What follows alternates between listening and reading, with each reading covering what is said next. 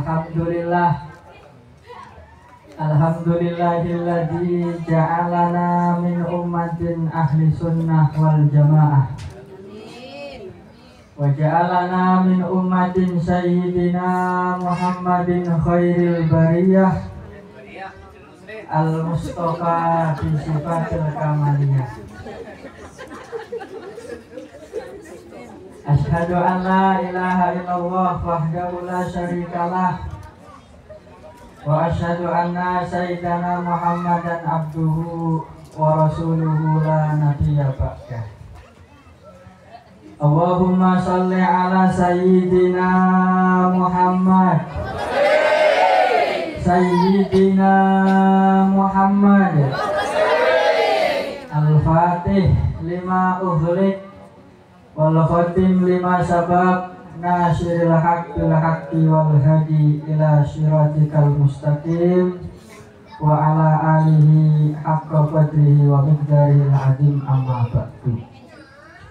Hadratil kiram wal muhtaram para alim, para ulama, para sepuh bin sepuh, wabil khusus dumateng panjenenganipun Romo Haji Pujiadi Ainul Yakin selaku sesepuh dan penasehat keluarga besar Bani Haji Abdullah kalian Bani Haji Husnul Khotimah. Kita doakan bersama semoga beliau selalu diberikan sehat walafiat oleh Allah, amin. Dan selalu bisa memberikan kepada kita petuah-petuah yang bisa menjadikan kita umat-umat yang bisa semakin hari semakin baik, amin Allahumma. Wabil khusus juga kepada beliau ketua panitia halal bihalal sekaligus khol keluarga besar Bani Haji Abdullah kalian Ibu Hajah Husnul Khotimah, Bapak Haji Kiswanto ugi Estris dohiripun, Bapak Ibu adik-adik sekalian hadirin wal hadirat, muslimin wal muslimat, ansor wal fatayat, pejabat ugi rakyat yang kita doakan bersama semoga mendapatkan nikmat selalu dan diberikan berkah hidupnya oleh Allah, amin Allahumma ya rabbal alamin. Pertama dan yang paling utama, tiada kata-kata dan bahasa yang paling pantas terucap dari tiap-tiap lisan manusia yang beriman kecuali ungkapan rasa syukur kita biqaulina alhamdulillahirabbil alamin. Karena atas berkat rahmat, hidayah serta inayah Allah pada siang hari ini kita dimujalasahkan bersama dalam kegiatan dan acara yang insya Allah mulia dan penuh barokah ini, amin Allahumma ya rabbal alamin. Endah luwih semangat, endah sing dereng konsen dados konsen, endah sing ngantuk boten ngantuk. Sareng-sareng sholawatan syukur nggih Pak Bu nggih. Allahumma sholli ala Muhammad. Mirengaken riyin mangke ditiraken nggih. Alhamdulillah kawula syukur dumateng Allah kang maha luhur. Subhanallah kawula muji dumateng Allah kang maha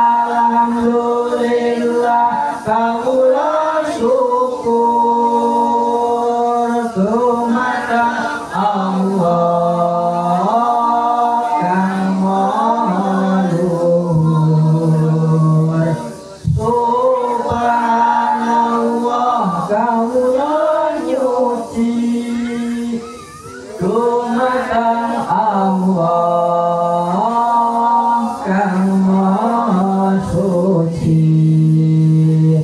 Astaghfirullah Rabbal baraya dumateng Allah nyuwun ngampura.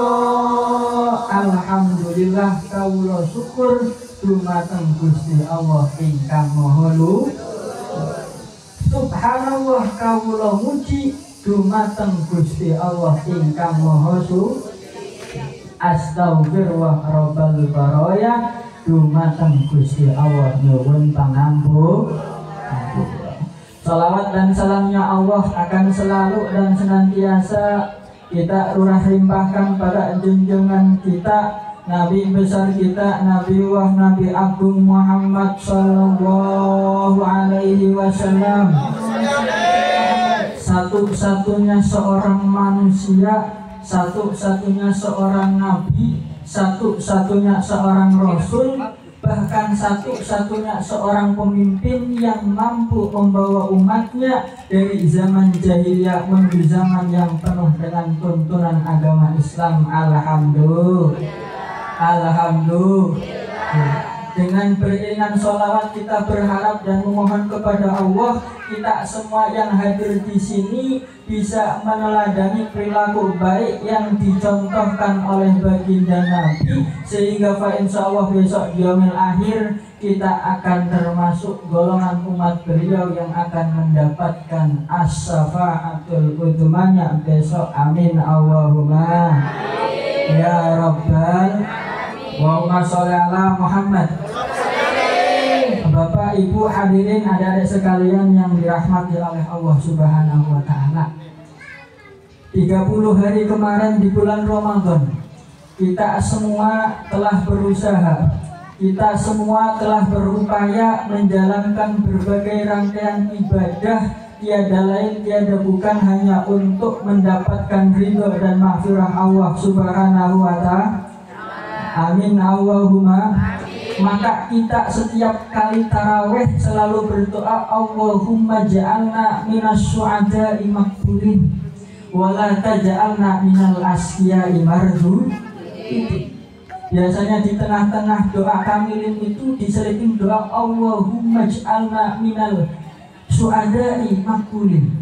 Ya Allah, jadikan kami minas syuhada, bagian dari orang-orang yang berjuang, bagian orang-orang yang berjihad, berusaha meningkatkan segala amal ibadah, dan semua amal ibadah itu diterima oleh-Mu ya Allah. Amin Allahumma. Wala taj'alna minal asqiya'i mardudin, dan jangan Engkau jadikan kami ya Allah bagian dari hamba-hamba-Mu yang rugi, bagian hamba-hamba-Mu yang menyia-nyiakan kesempatan luar biasa di bulan Ramadan. Na'udzubillahi min summa na'udzubillahi min. Maka semoga di bulan Syawal ini yang kata para ulama bulan peningkatan, bulan peningkatan kita semua. Kemarin di bulan Ramadan termasuk hamba-hamba yang sudah berjuang dan diterima perjuangannya oleh Allah sehingga dapat mendapatkan kemuliaan yang ada di bulan Ramadan kemarin. Amin Allahumma ya Rabbal. Orang-orang yang berusaha meningkatkan ibadahnya, salah satunya dengan meningkatkan menjalankan puasa bulan Ramadan dengan sesungguhnya, maka dia akan mendapatkan kemuliaan yang ada pada bulan Ramadan kemarin, yang mana diantara kemuliaan-kemuliaannya adalah tanzilul barokah, tanzilul rahmah, wa tanzilul maghfirah oleh Allah Subhanahu wa Ta'ala. Orang yang mendapatkan kemuliaan bulan Ramadan, apalagi mendapatkan malam Lailatul Qadar, maka akan diturunkan oleh Allah dalam diri orang tersebut tanzilul barokah, keberkahan. Artinya apa? Yang namanya berkah itu kan azyadatul khair, tambahnya kebaikan, baik fid dhahiri wal batin, baik dalam segi yang terlihat maupun batin ya. Dilalah jamaah temu soleh tambah bilang amin Allahumma. Sodakohe tambah kian, amin Allahumma. Welas asih tambah kenceng, amin Allahumma. Ikut tandanya orang mendapatkan barokah dari Allah Subhanahu wa ta'ala. Wa tanzilur rahmah, diberikan rahmat. Artinya kasih sayang, emansipasi ataupun jiwa sosial dalam diri seorang tersebut meningkat dari bulan-bulan sebelumnya, sebelum bulan Ramadan. Dan yang kita harapkan juga yang terakhir itu tanzilul maghfirah, dengan adanya berkah yang turun dalam diri kita, dengan adanya rahmat yang turun dalam diri kita, kita termasuk hamba-hamba yang mendapatkan ampunan dari Allah Subhanahu wa ta'ala. Amin Allahumma ya Rabbal. Pak, Bu, Allahumma sholli ala Muhammad. Dulu pas saya mengaji di pondok pesantren itu, salah satu guru saya menyampaikan bahwa ada 5 tanda atau 5 ciri, 5 alamat seorang itu mendapatkan kemuliaan di bulan Ramadan. Tanda yang pertama orang mendapatkan kemuliaan di bulan Ramadan, yang pertama adalah akan muncul dalam diri orang tersebut sikap seringkali selalu lisannya tidak kering dengan berdoa kepada Allah Subhanahu wa ta'ala.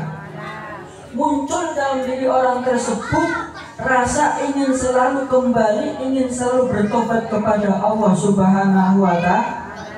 Muncul dalam diri orang tersebut untuk ingin selalu saling bermaaf-maafan, amin Allahumma. Muncul dalam diri orang tersebut ingin selalu berbagi terhadap sesama, amin Allahumma. Dan muncul dalam diri orang tersebut selalu merasakan kegembiraan dalam hari-hari yang dilaluinya, amin Allahumma. Jadi 5 berdoa, bertaubat, bermaaf-maafan, berbagi, bergembira. Orang yang mendapatkan keutamaan bulan Ramadan tandanya tadi berdoa, bertaubat, bermaaf-maafan, berbagi, dan bergembira. Yang pertama berdoa. Nanti yang saya akan bahas pada siang hari ini. Orang yang mendapatkan kemuliaan bulan Ramadan, pertama dalam dirinya akan muncul rasa ingin selalu berdoa, berharap kepada Allah Subhanahu wa ta'ala. Lisannya tidak kering, lisannya tidak bosan untuk selalu berharap, berdoa kepada Allah Subhanahu wa ta'ala. Di mana pada zaman sekarang mulai banyak lisan-lisan yang bosan dengan doa kepada Allah. Mulai banyak orang-orang yang menyepelekan dengan doanya, karena yang mereka anggap banyak lisan-lisan yang di zaman sekarang menyampaikan lah pribendet wong kayung jare udhuni astajib lakum, sopok sing njaluk maring Gusti Allah niku bakal diijab. Jare ayat Al-Qur'ane idza sa'alaka ibadi anni fa inni qarib ujibu da'watad da'i idza da'ani falyastajibu li wal yu'minu bila allahum yarsudun. Jare sopok sing gelem nyuwun, sopok sing gelem njaluk maring Gusti Allah bakal diijabah. Tapi nyatane ini banyak orang yang bertanya kepada saya, setiap hari saya berdoa tetapi doa-doa saya belum ada yang diijabah oleh Allah Subhanahu wa ta'ala. Laras boten Pak Bu, banyak lisan-lisan yang mulai berkata bahwa doa-doaku yang katanya mau diijabah oleh Allah ternyata sampai sekarang nggak diijabah oleh Allah Subhanahu wa ta'ala. Padahal kita semua tahu, cuma kadang banyak di antara kita yang tidak yakin bahwa Allah itu maha bijaksana, betul. Allah itu maha baik, betul. Allah itu maha tahu segala sesuatu, betul. Tapi masih banyak di antara kita yang hanya tahu cuma tidak percaya, sehingga muncul kata-kata aku wis donga ngendina tapi doa-doaku tidak diijabah oleh Allah Subhanahu wa ta'ala. Nah ini akhirnya makhluk jenenge kawula tapi sukudun maring Allah Subhanahu wa taala. Nauzubillahimin. Maka di situ pentingnya ngaji, Pak Bu. Maka dijelaskan dalam salah satu kitab bahwa ternyata ini dicatat ben aku sampean kabeh tidak termasuk umat baginda Rasul hamba Allah sing sukan sukudun maring Allah Subhanahu wa taala. Ternyata dalam sebuah keterangan dijelaskan Allah Subhanahu wa taala mengijabah doa seorang hamba itu ada 3 caranya, Pak Bu. Allahumma sholli ala Muhammad. Allahumma sholli ala Muhammad. Lanjut nggih. Turun merahnya nggih. Ternyata Allah mengijabah doa seorang hamba itu ada 3 caranya, Pak Bu. Yang pertama di situ disebutkan Allah menyembadani atau mengijabah doa seorang hamba dengan caranya yang pertama yaitu bi'ainil matlub. Napa Pak Bu? Bi'ainil matlub. Mengijabah doa hamba-hambanya dengan sesuai apa yang diminta oleh hambanya. Contoh, ini paham. Allah mengijabah doa seorang hamba dengan cara yang pertama, contoh. Kang Sule, di koncoku Kang Sule itu jam 2 bengi tangi. Pas wayah bulan Ramadan sak durunge sahur jam 2 bengi napa Pak Bu? Tang. Baru tangi orang kemarin olah ngambil wudu akan tetapi mengambil air wudu. Berjumpa banyu wudu, banjur Kang Sule itu sholat hajat, sholat tobat, sak sampai sholat hajat itu ndonga paring Gusti Allah. Ya Allah ya Arhamar Rahimin.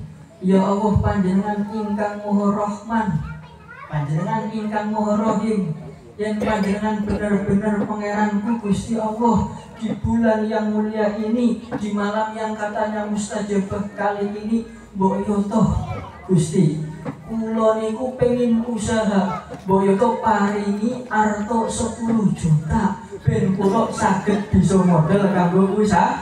Amin Allahumma.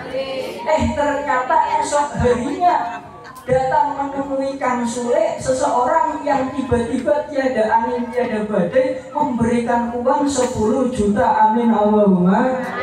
Alhamdulillah. Itu berarti Allah mengijabah doanya seorang Kang Sule itu dengan caranya yang pertama, yang rupanya bi'ainil matlub. Jaluk duit 10 juta esoknya tenan dikei duit 10 juta. Alhamdulillah. Namun ternyata Allah tidak mengijabah doa seorang hamba dengan cara yang pertama itu saja. Yang mungkin diinginkan oleh banyak hamba kan pengen doa ya langsung diijabah. Doa jaluk duit 10 juta ya langsung itu duit 10 juta. Kan pengen akan tetapi kan Allah itu kan sang kholik itu sang pencipta, terserah apa kehendak Allah yang menciptakan. Amin Allahumma. Lah Allah juga mengijabah yang kedua, Allah mengijabah doa seorang hamba, doa kita yang kita langitkan kepada Allah dengan cara yang kedua yaitu dengan cara bidaf'id doror. Napa Pak Bu? Bidaf'id. Ini dicatat bidaf'id doror artinya apa? Mengganti dengan menghapus kemadharatan yang mestinya terjadi pada diri hamba tersebut.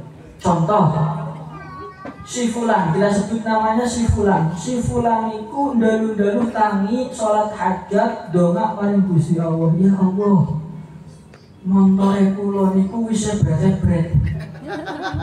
Montore kula niku wis kurang macem kanggo ditumpahkan apa maning kula niku yang nen.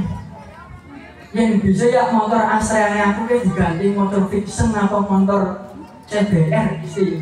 Wong panjenengan kan jarene Al-Ghani Maha Kaya. Boyo kula paring rezeki ben esuk bisa tuku motor fiction. Ternyata esok harinya motornya sih itu motor asraya. Ternyata esok harinya masih belum mampu untuk beli motor fiction.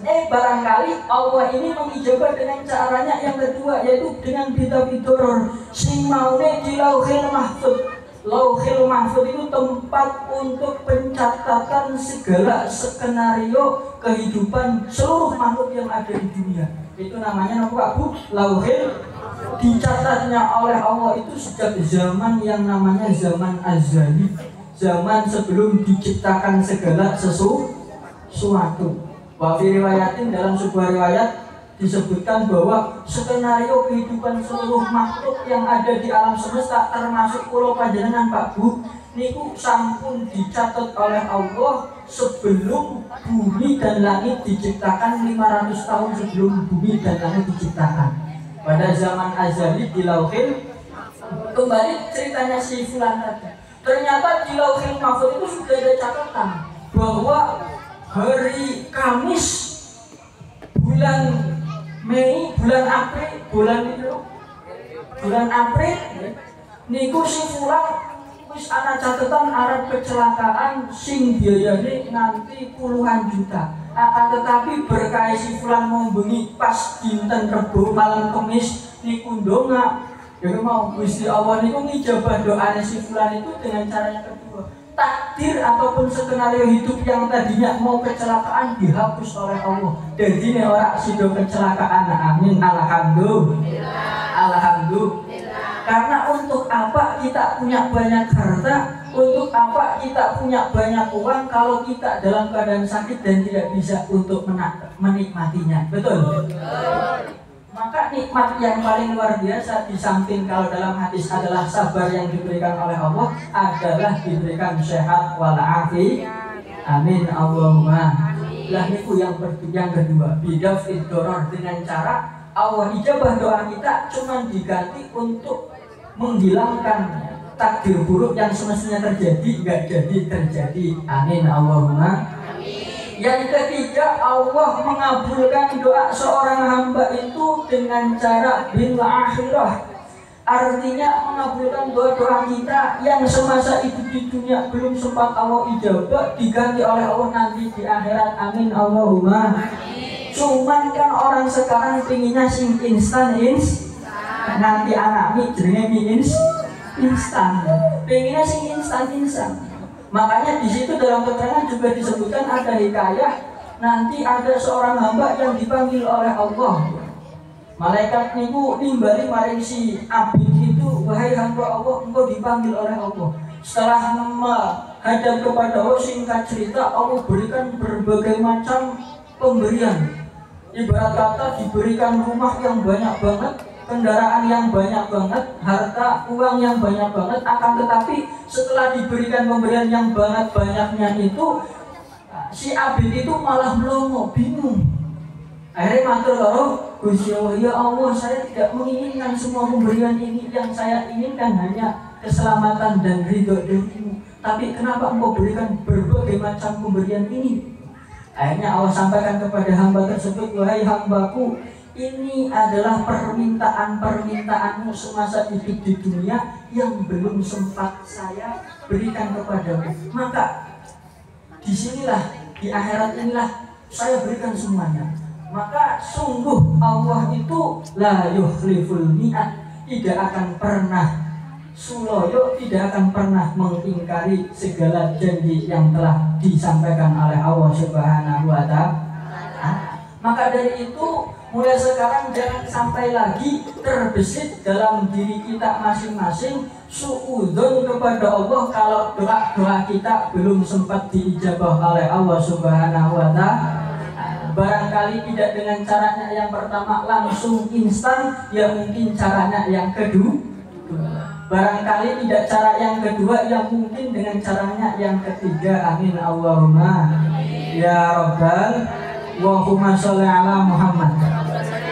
Itu tanda yang pertama orang mendapatkan kemuliaan bulan Ramadan, iku lisane ora bosen-bosen nyuwun donga berharap maring Allah Subhanahu wa ta'ala. Kalau panjenengan iki keluar dari bulan Ramadan di bulan Syawal iki kok akeh dongane, oh itu berarti salah satu tanda panjenengan mendapatkan kemuliaan bulan Ramadan. Yang kedua, tanda orang mendapatkan kemuliaan bulan Ramadan adalah akan muncul sikap dalam diri orang tersebut ingin selalu bertaubat kepada Allah Subhanahu wa ta'ala. dari segala kesalahan yang ia lakukan. Karena memang siapapun dia, apapun profesinya, sudah dinas oleh Rasulullah sendiri bahwa kullu bani Adam, semua anak Adam pasti tidak luput yang namanya dari kesalahan.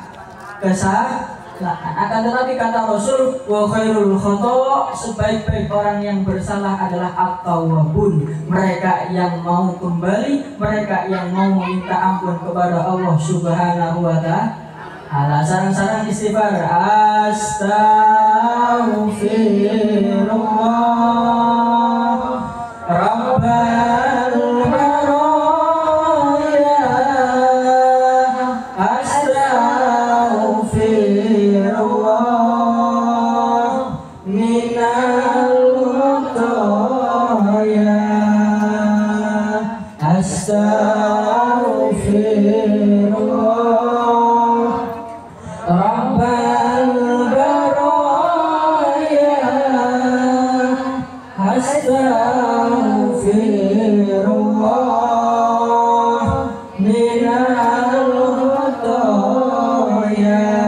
Sekali, astaghfirullah Rabbal baraya, astaghfirullah minal khotaya. Allahumma sholli ala Muhammad, Allahumma sholli ala Sayyidina Maulana Muhammad. Sering taubat, sering istighfar atas segala kesalahan yang kita berbuat. Dari Kanjeng Nabi, wa'adbi isya'i'atal hasanah, ikutilah perbuatan burukmu. Mungkin masih banyak di antara kita yang konsisten dengan kemaksiatan kita, maka tidak bosannya kita berbuat maksiat harus diiringi kata Rasulullah, wa'adbi isya'i'atal hasanah, ikuti perbuatan buruk kita, maksiat kita dengan tidak putus untuk meminta maghfirah, ampunan dari Allah Subhanahu wa ta'ala. Karena apa? Tamhuha, semoga perbuatan baik yang kita lakukan bisa menutup segala keburukan yang kita perbuat. Amin Allahumma amin. Ya Rabbal alamin. Ibu. Lah yang nomor 3 tadi, di samping sering berdoa, sering bertobat, yang ketiga tanda orang mendapatkan kemuliaan bulan Ramadan niku seneng bermaaf-maafan. Amin Allahumma amin. Seneng njaluk ngampura, nggih ugi seneng nyuwun ngapunten. Niku salah satu tanda orang mendapatkan kemuliaan bulan Ramadan. Nah niki enten salah siji hikayah. Hikayah niku cerita. Saya ambil dari kitab Nashihul Ibad niku teng mriku diceritakan. Nah, muga-muga dengan cerita ini bisa menjadikan motivasi kita untuk tidak malu meminta maaf dan tidak berat atau enggan untuk memberi maaf. Di situ ada sebuah hikayah bahwa suatu ketika hidup seorang yang ahli ibadah yang disebut juga namanya al-abid. Jadi wong sing ahli ibadah itu disebut jenenge apa? Al-abid. Jadi orang ini sudah benar-benar memprioritaskan hidupnya mung kanggo ibadah maring Gusti Allah, karena dirinya itu memang benar-benar mengakui dulu sempat banyak sekali berbuat salah, maka sebelum ajal menemuinya dia memprioritaskan untuk taubatan nasuha. Jadi benar-benar diprioritaskan hidupnya untuk ibadah maring Allah Subhanahu wa ta'ala. Di situ disebutkan fi nahariha shaimun wa fi layaliha qiyamun. Coba bayangkan, di setiap hari-harinya tidak ada pernah bolong, tidak ada pernah henti-hentinya ia jalani siang harinya dengan berpuasa. Wa fi layaliha qiyamun, dan setiap malam harinya ia selalu sholat tahajud. Bahkan hari terbanyaknya, waktu terbanyaknya yang ia lalui hanya beriktikaf di dalam masjid. Subhanallah. Dan itu tidak terjadi cuma 1-2 tahun lamanya, akan tetapi hampir sampai 30 tahun lebih ia lakukan. Hampir 30 tahun lebih dilakukan oleh si abid ini karena benar-benar taubatana esuke puasa bunyi qiyamul lail, dan waktu terbanyaknya adalah ia gunakan untuk beriktikaf di dalam Akhirnya singkat cerita, yang namanya manusia juga punya yang namanya rasa lelah. Singkat cerita, ketika si abid ini lagi iktikaf di dalam masjid, dan dilarang tentang masjid itu kan ada tulisan dilarang tidur di dalam masjid. Biasanya tentang masjid kan ada tulisan dilarang tidur di dalam. Akhirnya karena ada tulisan dilarang tidur di dalam masjid, ini si abid pas iktikaf ngantuk, akhirnya karena etika dia pun keluar dari masjid. Tidur di serambi masjid, emperan masjid ini, tidur di teras masjid. Bikudratillah, dengan kekuasaan Allah, dalam tidurnya si abid itu dia bermimpi, Pak Bu. Dalam mimpinya si abid ini ditempatkan oleh Allah di tempat yang sungguh sangat istimewa, di tempat yang sungguh sangat luar biasa, yang kalau kata baginda Rasul, mala ainun ra'at wala udunun sami'at wala hatara fi qalbil ibad. Jadi seorang abid ini ditempatkan oleh Allah di tempat yang sangat indah, yang keindahannya belum pernah terlihat oleh mata. Mungkin Raja Ampat, panjenengan mirsa Raja Ampat itu indahnya luar biasa. Indahnya bukan main, tapi lebih indah daripada Raja Ampat.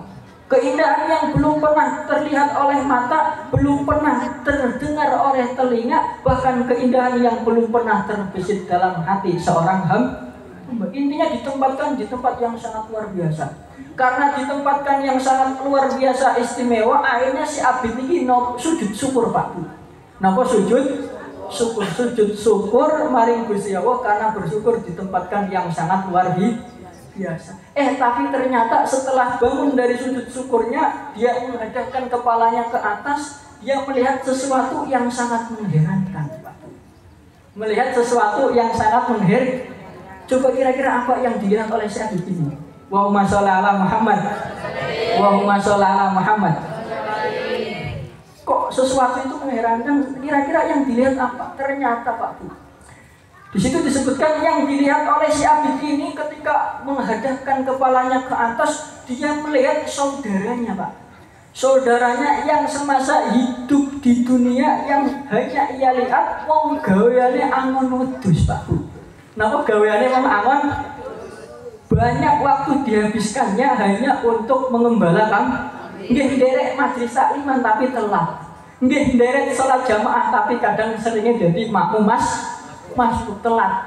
Dan wis komat tembe tekak maring muson. Tetapi yang menjadi heran-herannya, yang menjadi keheranan dalam hati seorang abid ini yang sudah ditempatkan yang sangat luar biasa, kok bisa sedulure mau sing gawane mong angon wedhus ibadah mong kayane pas-pasan kayak aku sampean kadang nggih istighfar tapi tetap kadang maksiate jalan terus. Muga-muga dimareni berkah bulan Ramadan kemarin, amin Allahumma. Bingung kok bisa, ibarat kata kalau si abid ini ditempatkan oleh Allah di tempat yang VIP, lagi kancane atau sedulure VIP. Ibarat kata si abid itu di tempat yang eksklusif, itu inklusif, artinya lebih tinggi. Akhirnya singkat cerita dia memohon izin kepada malaikat Allah, memohon izin kepada Allah agar bisa berkunjung ke saudaranya. Orang iri, Pak Bu, karena nanti kalau kita sudah di surga nggak ada itu lagi kata iri, nggak ada kata hasud karena sudah menikmati kenikmatannya masing. Singkat cerita nyuwun izin ben saged sowan, ben saged berkunjung takziah ziarah silaturahmi maring koncone mau. Nanti insya Allah kalau kita semua bisa masuk surganya Allah, amin Allahumma. Insya Allah bisa saling berkunjung, amin Allahumma. Nyuwun izin ben saged berkunjung. Akhirnya singkat cerita diizini berkunjunglah si abid ini menemui saudaranya tadi sing tukang angon wedhus.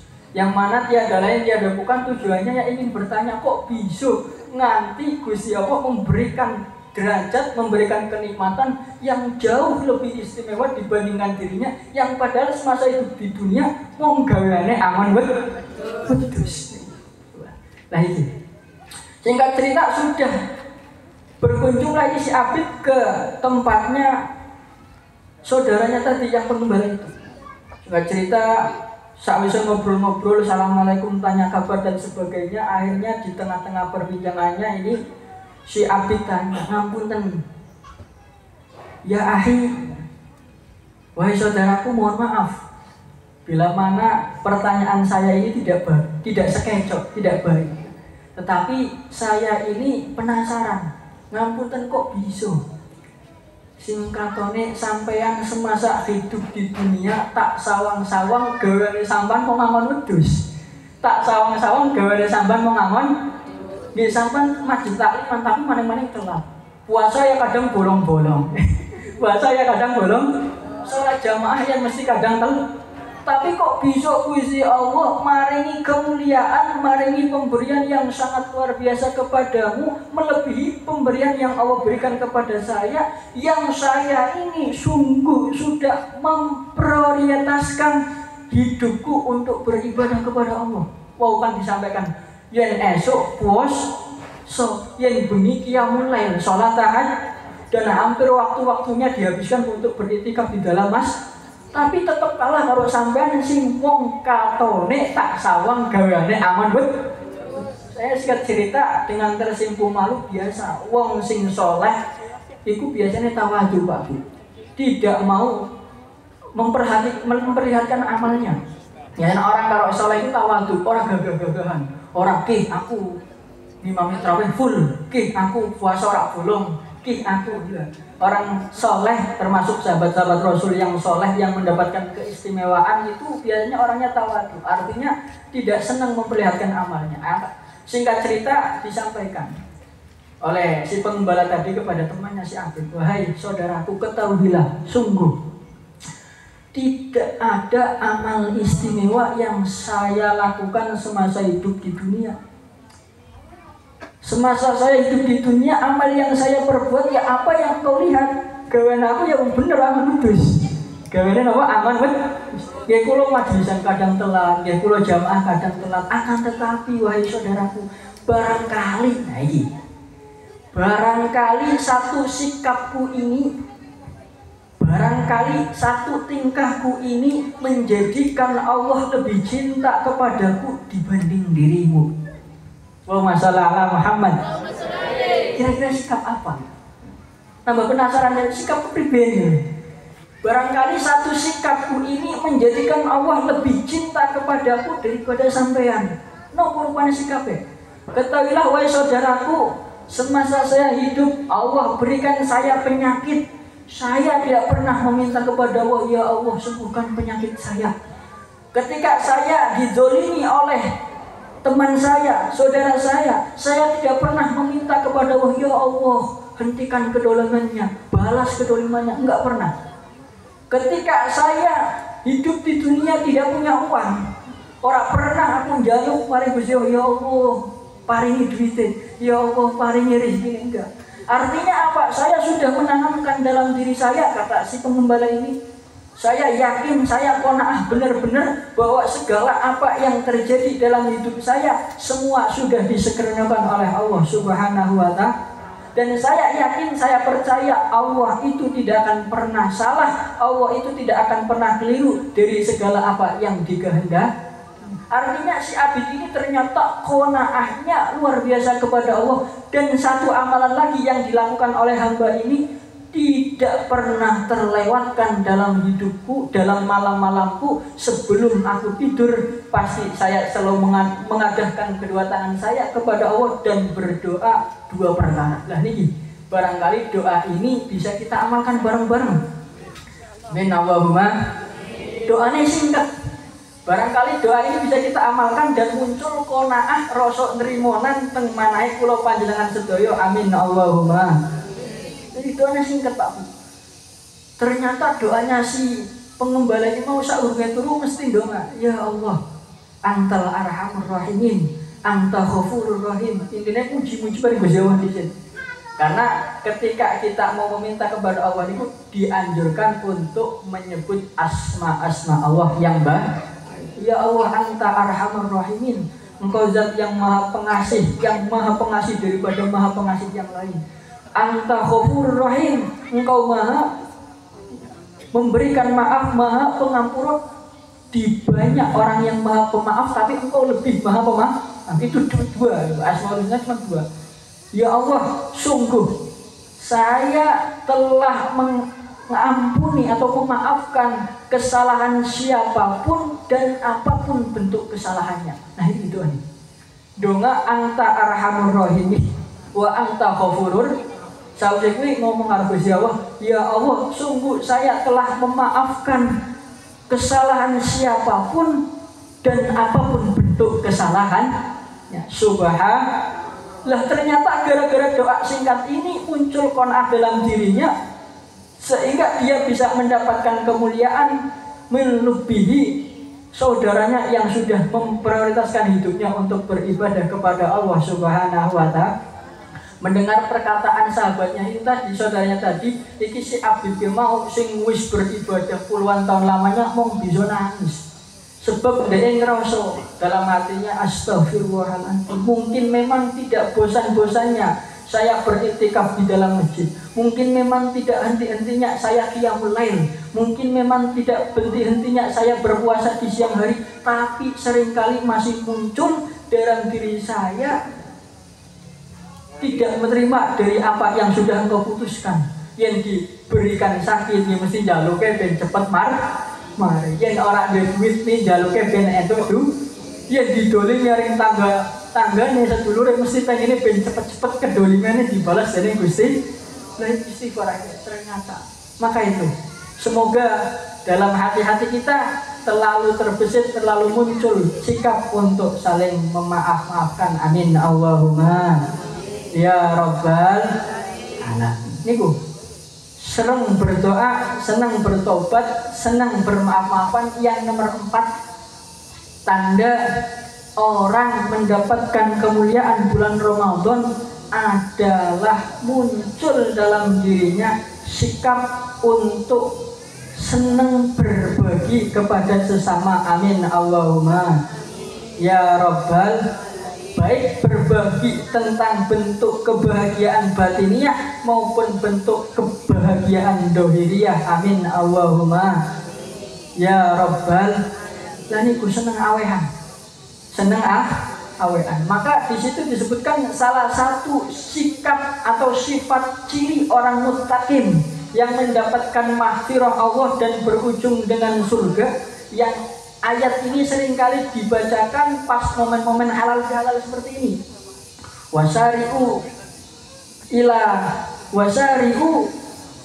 mahfiratan. Itu ila rabbika. Bergegaslah engkau meminta mahfirah kepada Tuhan. Dan dengan engkau mendapatkan mahfirah itu nanti akan mendapatkan jannah. Uiddat lil muttaqin. Ternyata salah satu cirinya itu alladzina yunfiquna fis-sarra'i wad-dharra. Salah satu ciri orang muttaqin yang mendapatkan mahfirah Allah dan berujung dengan surga adalah alladzina yunfiquna fis-sarra'i wad-dharra. Yang mau menginfakkan, mau berbagi, mau mendermakan sebagian harta yang ia miliki, baik di tingkah ya dalam keadaan lapang atau dalam keadaan cukup maupun dalam keadaan sempit ataupun lagi pas orang walaupun pas wayah bahagia maupun wayah kurang bahagia, itu orang tersebut selalu bisa mendermakan apa yang ia miliki kepada yang lainnya. Amin Allahumma. Maka di situ surga disiapkan untuknya. Artinya surga di sini Allahumma sholli ala Muhammad. Allahumma sholli ala Muhammad. Kalau surga yang real yang seperti tadi yang saya sampaikan, mala ainun ra'at wala udhunun sami'at wala aqra fi qalbil ibad, yang diceritakan banyak bidadari dan kemewahan atau kenikmatan yang lain, itu namanya surga real. Tapi surga itu juga bisa kita nikmati di dunia ini, yang disebut dengan Jannatur ruh atau surga ruh. Makanya disebutkan oleh Rasul, ayo kunjungilah taman-taman surga. Riyadun min riyadil jannah. Yang disebut dengan surga ini, jannah ini kan ketenangan. Jannah ini sebuah tempat yang di tempat itu ketika kita menempatinya maka akan muncul kebahagiaan dan ketenangan di dalam diri kita masing. Amin Allahumma. Dilalah ketika majlisan dan ditanyakan oleh sahabat, apa itu riyadul jannah? Majalisul dzikri, majalisul ta'lim, majalisul istighosah, itu adalah riyadun min riyadil. Orang yang memiliki sifat tadi, yunfikuna fis syarri wad dharra, akan diberikan jannah oleh Allah di dunia. Jannah bisa dinikmati oleh orang tersebut bukan cuma di akhirat nanti jannah yang real, tetapi di dunia dia diberikan jannah. Artinya dimanapun dia menempat, khususnya ketika majlisan, ketika dalam kegiatan-kegiatan ibadah, dia merasakan ketenangan dan kenyamanan dalam dirinya masing-masing. Amin Allahumma ya Rabbal. Lah itu ciri orang mutakin itu alladzina yunfikuna fis sarra'i wad dharra. Semoga kita termasuk hamba-hamba Allah yang diberikan sikap untuk saling senang berbagi. Amin Allahumma ya Rabbal. Dan dengan itulah nanti akan muncul surga dalam sekeliling kita. Amin Allahumma. Hati kita merasa senang, hati kita merasa bahagia, hati kita merasa tentram dalam situasi kondisi apapun. Amin Allahumma. Yang terakhir, tanda orang kok mendapatkan kemuliaan bulan Ramadan adalah akan muncul selalu dalam hati orang tersebut rasa gembira, rasa senang, rasa bahagia. Amin Allahumma. Jadi di bulan Syawal ini ketemu sedulur, ketemu konco, ketemu tangga, ketemu anak, istri, selalu merasa bahagia dalam keadaan situasi kondisi apapun. Amin Allahumma. Jadi mau berdoa, bertaubat, berbagi, berbahagia, ulangi, berdoa, bertaubat, bermaaf-maafan, berbagi dan berbahagia. Kalau itu muncul dalam diri kita masing-masing, itu tandanya kita mendapatkan kemuliaan bulan Ramadan. Amin Allahumma. Kalau mendapatkan bulan Ramadan, pastinya kita mendapatkan berkah dari Allah. Amin Allahumma. Kehidupan kita baik zahiran wa batinan bertambah kebaikannya. Amin Allahumma. Di samping itu kita mendapatkan rahmat, hati kita selalu ingin berbagi. Amin Allahumma. Di samping rahmat kita pun mendapatkan mahfirah, sehingga hidup yang kita jalani merasa tenang. Amin Allahumma ya Rabbal alamin. Wahumma sholli ala Muhammad, wahumma sholli ala Muhammad. Bapak Ibu hadirin yang dirahmati oleh Allah Subhanahu wa taala, kalau berbicara masalah halal bihalal, halal bihalal ini kita cari di Al-Quran cetakan manapun atau di kitab hadis-hadis karangan siapapun, istilah halal bihalal yang spesifik tidak akan pernah kita temukan di situ. Karena ternyata memang halal bihalal ini adalah produk Indonesia, produk Indo, khususnya ulama-ulama Jawa. Ada kiai yang menyatakan bahwa yang memulai adanya halal bihalal sehingga halal bihalal seperti ini terjadi di berbagai macam belahan Indonesia, khususnya di tanah Jawa, ini adalah beliau Hadratus Syekh Wahab Hasbullah. Ketika Insinyur Soekarno, presiden pertama Indonesia setelah kemerdekaan Indonesia 1945, itu kan pada tahun 1948 itu kan mulai terjadi yang namanya pemberontakan PKI. Di situasi mumet-mumetnya Bung Karno menghadapi sudah tidak ada musuh dari penjajah lagi dari luar negeri, akan tetapi musuh muncul dalam negeri. Itu peristiwa G30 SPKI itu. Akhirnya Bung Karno ini sowan maring Hadratus Syekh Wahab Hasbullah. Kira-kira kepriben carane bin antar umat kita tidak terjadi lagi perselisihan, tidak terjadi lagi pemberontakan. Kira-kira ngadakan acara sing kados pripun Mbak ya? Lagi. Akhirnya di situ terbesit.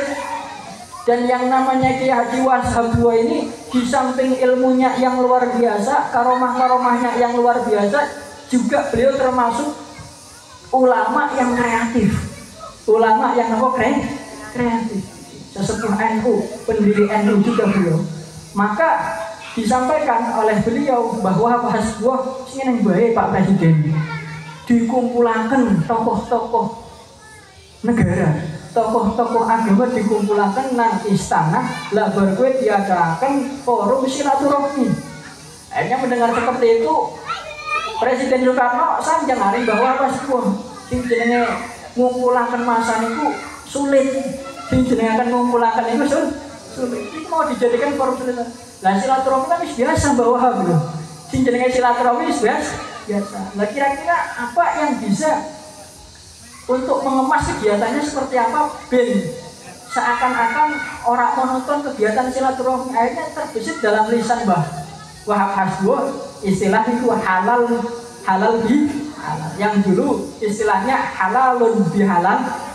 Bahasanya bahasa Arab ternyata itu muncul dari ataupun dicetuskan oleh orang Jawa, ulama Jawa. Bahasanya Arab. Disitulah mulai marak terjadi ataupun diadakan yang namanya acara halal bi. Sampai sekarang ini di sekitar kita banyak yang namanya halal bi halal, yaitu permulanya di situ. Dan yang paling penting inti dari adanya halal bi halal ini cuma dua, singkat saja. Inti dari kita berhalal bihalal itu cuma dua. Sing pertama meminta maaf, yang kedua adalah memberi. Sing pertama meminta maaf, karena siapapun sebaik apapun orang itu tidak akan pernah luput dari kesalahan. Mungkin selama ini kita sudah berusaha berbuat baik, tapi barangkali kebaikan yang kita lakukan tidak diterima baik oleh orang lain. Makanya itu nyuwun nganggur dan memberi maaf lagi. Yang namanya memberi maaf berat napa berat Pak Bu? Berat napa berat Pak Bu? Walaupun kadang kula pun ngampunten Ustaz, tetapi kadang tetap kelingan. Wis ngampura tapi keli.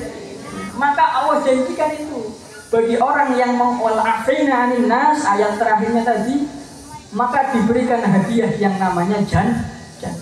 Sungguh rugi sekali, sungguh tidak enak sekali orang yang dalam hidupnya masih menyisihkan rasa hasud, masih menyisihkan rasa dengki, masih menyisihkan rasa marah dan dendam, apalagi pada saudara kita sendiri. Sing jenenge sengit, sing jenenge dendam niku enak kamu mboten Pak Bu? Mboten nggih, tapi kadang tetep. Nah itu. Maka luar biasa, siapa yang bisa mengkubur dendamnya itu, maka Allah berikan jannah dalam hidupnya. Baik jannah fid dunya wa jannah fil akhirah. Di dunia dilalah uripe tambah nikmat, tambah tenang, di surganya juga nanti luar biasa kenikmatannya. Amin Allahumma ya Rabbal. Maka kita jadikan momentum halal bihalal seperti ini sebagai ajang untuk saling meminta maaf dan memaafkan kesalahan sesama. Jangan kita jadikan ajang silaturahmi kemarin pas setelah hari raya Idul Fitri hanya untuk pemerasan-rasan kadang hanya untuk saling meninggi-ninggikan diri sendiri dan memunculkan teman-teman sendiri juga. Tapi kita jadikan momen itu sebagai momentum untuk saling kita meminta maaf dan saling memaafkan kesalahan sesama kita. Amin Allahumma. Sehingga semakin banyak maaf yang kita berikan kepada orang lain, semakin banyak minta maaf yang kita sampaikan kepada orang lain, maka semakin banyak dan besar pula peluang kita mendapatkan maghfirah dari Allah Subhanahu wa ta'ala. Amin Allahumma ya Rabbal. Allahumma sholli ala Muhammad. Allahumma sholli ala Muhammad. Lanjut napa mboten Mbak Bu? Sampai dhuwur nggih. Allahumma sholli ala Muhammad. Ben tambah konsen kanggo oleh-oleh nggih.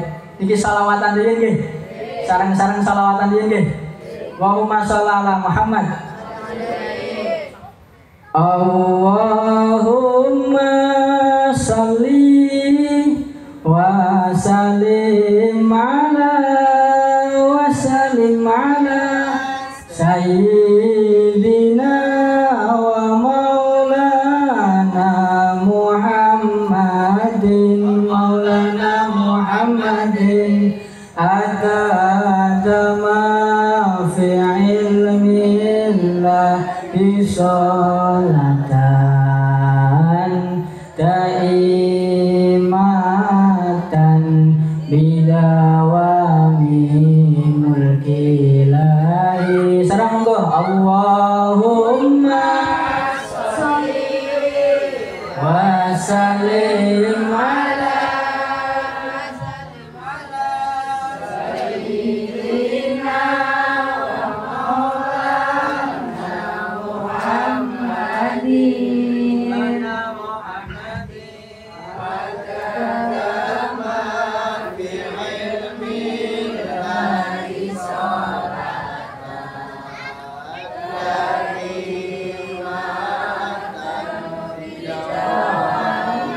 mulkilahi. Sapa wong kang kepingin uripe mulya kudu purun nglampahi telung perkara. Resep saking Kanjeng Nabi kang utama, dunia akhirat bakal dadi bahagia. Sareng Allahumma sholli wa sallim ala sayyidina wa maulana Muhammadin adada ma fi ilmillahi sholatan daimatan bidawami mulkilahi. Kaping pisan panganan kudu sing halal, kaping pindho seneng teka marang pengajian, kaping telu salat 5 waktu ojo ditinggal. Insya Allah angsal ridhone pangeran. Sareng Allahumma sholli wa sallim ala sayyidina wa maulana Muhammadin ilmillahi sholatan daimatan bidawami mulkilahi. Sapa wong kang kepingin uripe barokah, rezekine bisa melimpah ruah, untuk purun lampahi perintah syariah. Salat 5 waktu dilakoni kanthi berjamaah. Allahumma sholli wa sallim ala sayyidina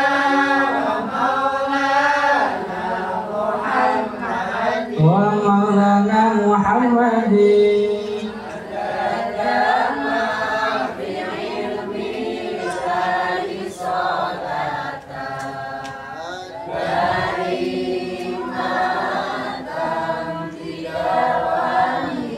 mulkilahi daimatan bidawami mulkilahi. Allahumma sholli ala Muhammad, Allahumma sholli ala Sayyidina Maulana Muhammad. Nah ini kanggo oleh-oleh Bangsul Tenggrione masing-masing kanggo oleh-oleh dalam sholawat yang tadi kita sholawatkan bersama, dalam sholawat yang tadi kita lantunkan bersama. Di situ kata baginda Rasul, siapa yang pengen hidupnya mulia, pengen hidupnya bahagia, niku kudu purun nglampahi telung perkara. Kudu purun nglampahi telung perkara. Bu, kepengin hidupnya bahagia napa mboten Bu? Pak, kepengin uripe mulia napa mboten Pak? Kalau kepingin hidupnya bahagia, kepingin hidupnya mulia, dipun Kanjeng Rasul niku kedah purun nglampahi telung perkara. Lah telung perkara niku napa Pak Bu? Yang pertama kata baginda Rasul, siapa yang pengin hidupnya mulia, siapa yang pengin hidupnya bahagia, syarat yang pertama adalah kutun halalun. Napa niku Pak Bu? Panganane kudu sing halal. Sebab apa panganan kudu sing halal? Karena ternyata di dalam makanan yang halal akan tercipta pribadi seorang mukmin yang baik. Amin Allahumma ya Rabbal. Kalau makanan yang kita makan adalah makanan yang halal, dilalah insya Allah dikon mangkat jamaah gampang. Amin Allahumma. Dikon tadarusan gampang. Amin Allahumma. Dikon silaturahmi gampang. Amin Allahumma. Dikon melakukan sesuatu hal yang baik-baik gampang. Amin Allahumma. Tapi kalau makanan yang kita makan, apa yang masuk dalam diri kita itu sesuatu yang haram, dilalak dikon mangkat jamaah nggih abot naudzubillahi min. Dikon majlisan nggih angel naudzubillahi min. Dikon ngampura-ngampuran nggih sungkan naudzubillahi min. Maka kata baginda Rasul tadi, orang pengen hidupnya bahagia, pengen hidupnya mulia, syarat yang pertama, mari kita usahakan bersama apa-apa yang kita makan, apa-apa yang masuk dalam tubuh kita adalah sesuatu yang halal, sesuatu yang diridhai oleh Allah Subhanahu wa Ta'ala. Sehingga apa yang kita lakukan semua itu insya Allah diridhai oleh Allah Subhanahu wa Ta'ala. Nah, itu yang pertama. Yang nomor dua, orang pengen hidupnya bahagia, orang pengen hidupnya mulia, syarat yang nomor dua adalah wa mujallasatul ulama. Kumpul bareng-bareng karo ulama, lungguh bareng-bareng karo ulama alias ngaji nggih. Leres ngaos nggih terus. Wong pengen uripe bahagia niku syarat pertama kudu seneng maring ulama, kudu seneng ngaji. Sebab dengan adanya kita mau mengaji, fa insya Allah segala amal yang kita lakukan semua berdasarkan dengan ilmu. Amin Allahumma ya Rabbal. Tapi kalau kita tidak mau mengaji, ya naudzubillah min zalik, yang ditakutkan adalah wa kullu man bi ghairi ilmin ya'malu amaluhu mardudatun la tuqbalu. Naudzubillah min. Karena setiap orang yang melakukan amal ibadah tanpa didasari dengan ilmu yang ia punya, yang ditakutkan adalah naudzubillah amaluhu mardudatun la tuqbalu. Tapi siapa yang mengamalkan amal ibadah dengan ilmunya, fa insyaallah di samping janji Allah warasallah ilma malam ya'lam, akan diberikan ilmu yang lebih dari apa yang sebelumnya ia ketahui. Allah juga akan memberkahi dari apa yang kita amalkan, apa yang kita perbuat. Amin Allahumma ya Rabbal. Sehingga bisa menjadi wasilah untuk kita hidup bahagia di dunia ini. Amin Allahumma. Dan yang terakhir, syarat ingin hidupnya mulia, syarat ingin hidupnya bahagia adalah as-sholawatul khamsi ma'al imam. sholat berjamaah serta sholat 5 waktu serta pun imam, alias kudu kurun sholat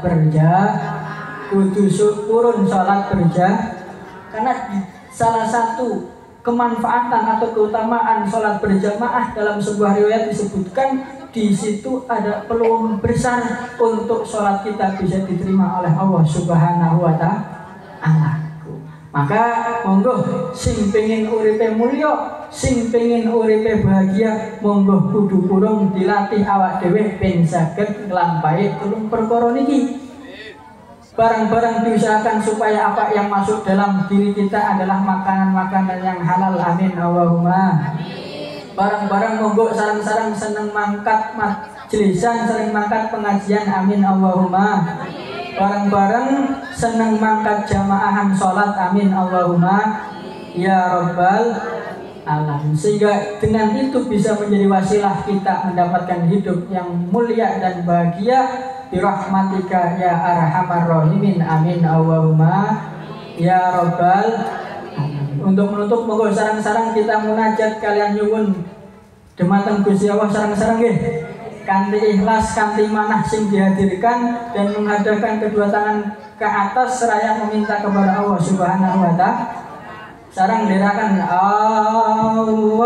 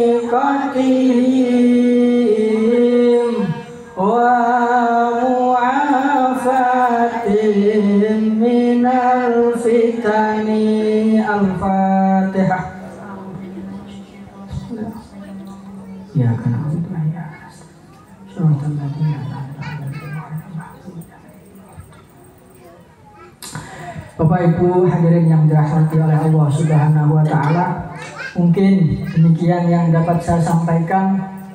Kalau ada bambu sebelah, jangan dipotong berserat. Kalau ada kata-kata saya yang salah, maafkanlah dunia atal akhirat.